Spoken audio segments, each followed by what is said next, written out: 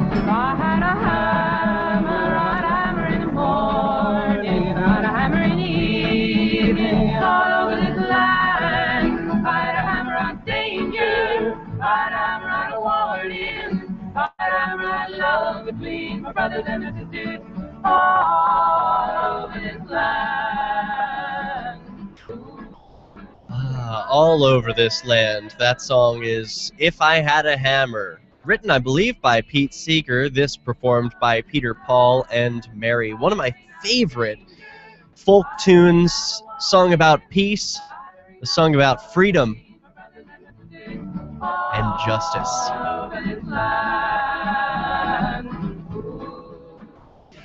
Now, in this segment, I want to talk about the land.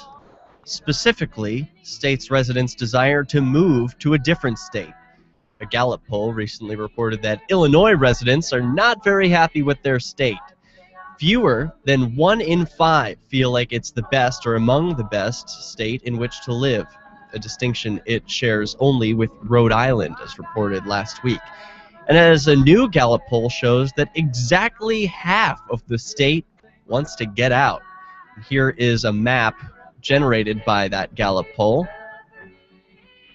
You can see that among the states which are the most pleased to, the states with people who are the most pleased to live there are Texas, Oregon, Maine, New Hampshire. Now, the states where people are the least pleased to live there include Illinois and Connecticut. And so fewer than 1 in 5 feel like it's the best place to live. Every other Illinois resident would move out of the state if they could, a bigger share than in any other state, according to the survey. Though at 49%, Connecticut was a very close second. In Maryland, 47% of residents want out, and at the same time, the same was true for more than 40% of people living in Nevada, Rhode Island, New Jersey, New York, Massachusetts, and Louisiana. The people least eager to move lived in Montana, Hawaii, and Maine, where only 23% would leave if they could. Montana topped the list of states whose residents felt it was the best or among the best places to live, and Hawaii was up there too. Gallup conducted the survey during the second half of 2013. Illinois residents don't just say they want out, though. They're also among the most likely to act on it. Exactly 20% of Nevadans say, oops, I'm going to share the screen with you so you can see this graph here.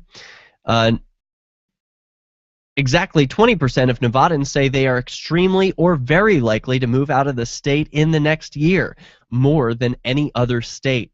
But Illinois and Arizona are right behind, with 19% expecting the same. Why? In the case of Illinois, residents eager to move are the most likely to cite work and business or weather as location as reasons for an impending move. The outgoing Nevadans say they plan to relocate for work, business, family, or friends. The states that are particularly vulnerable to losing residents, where high shares both want and plan to move, are Nevada, Illinois, Maryland, Louisiana, Mississippi, New York, and Connecticut. According to Gallup, Texas, Minnesota, and Maine have little to fear, the report finds. And here's some more statistics about each state.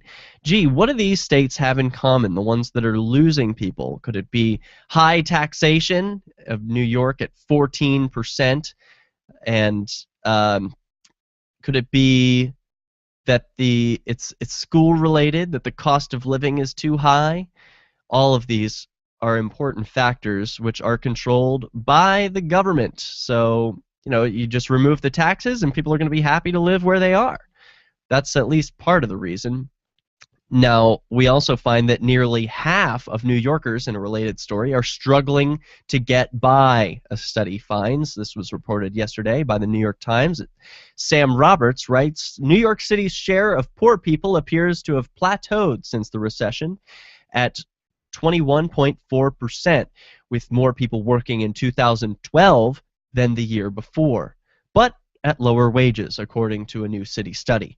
Contributing to the city's economic problems were increases in the number of Asian Americans, immigrants, and residents of Queens slipping into poverty. But under a broader definition of poverty that still applies to the city, the picture remains grim for a far larger number of New Yorkers, as in 2011, 46%, or nearly half of New Yorkers, were making less than 150% of the poverty threshold, a figure that describes people who are struggling to get by. Even with fewer people unemployed, the poverty rate for working-age adults working full-time reached 8% by the city's measure. Fully 17% of families with a full-time worker lived in poverty, and even among families with 2 full-time workers, the rate was 5.2%. The latest numbers compiled by the city's Center for Economic Opportunity were presented by the City Council on Tuesday and are to provide a baseline for how well Mayor Bill de Blasio addresses a signature issue. This is an administration that got elected almost entirely on this question.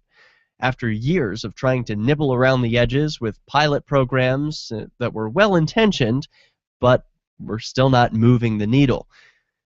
The stubborn undercurrent, full throttle through paid sick leave, let's see. He said the Bill de Blasio administration would confront this stubborn undercurrent full throttle through paid sick leave, expansion of the so-called living wage law, municipal identification cards, universal pre-kindergarten and after-school programs. So what's the answer to Bill de Blasio of New York? More government. You know what that's going to mean? More taxation. And you know what that means. You economists out there know that means more poverty, because you get more of what you incentivize. Everything we're trying to do is at scale, he said. The report concluded that the recession-related growth in poverty rate, which began in 2008, has ended. Still, some groups, some of them overlapping, plunged deeper into poverty. Since 2008, when the city initiated its more comprehensive poverty index, Asians overtook Hispanics as the poorest New Yorkers. In 2008, they were statistically identical at about 23%, but by 2012, the rate among Asians was 3.3% points higher than the rate for Hispanics at 29%. Now, I know this is a lot of numbers and blah, blah, blah, like numbers boring. I'm just going to skip this because we know the headline. We know the headline and we know the bottom line. Nearly half of New Yorkers are struggling to get by. The reason? Intrusive government. And one example of that intrusive government goes into effect today. A Brooklyn ban has gone into effect citywide for electronic cigarettes. This report from News 12. You may now want to think twice before you use your electronic cigarette in your favorite restaurant or park, because as of today, they're banned here in New York City in many public places, just like traditional cigarettes. Drawing in controversy from both sides, those against this new restriction say it's going to hurt those trying to quit smoking the traditional tobacco cigarette. That's one of the main reasons why people switch to this device, but supporters say the new law will help continue to make it socially unacceptable to smoke, teaching the younger generation to never pick up the habit. Retailers we spoke to say they aren't surprised by the ban. Most of the nicotine juice companies didn't expect for it to be an unregulated market and have been preparing for this for quite some time. And we think that it'll help ultimately build confidence among consumers. And pretty soon, even more restrictions will be placed on these e-cigarettes. Starting on May 18th, you must be 21 or older to purchase them in New York City. Oh, yeah, they're going to encourage more confidence in consumers. Yeah, a ban. That's really shows a lot of confidence that the consumers are going to have. A ban. Seriously? I mean, I can't believe anyone still lives in New York. If you've got a brain and you've got money and you've got ability, get the hell out of New York. What is wrong with you? They're banning e-cigarettes? For what? For what?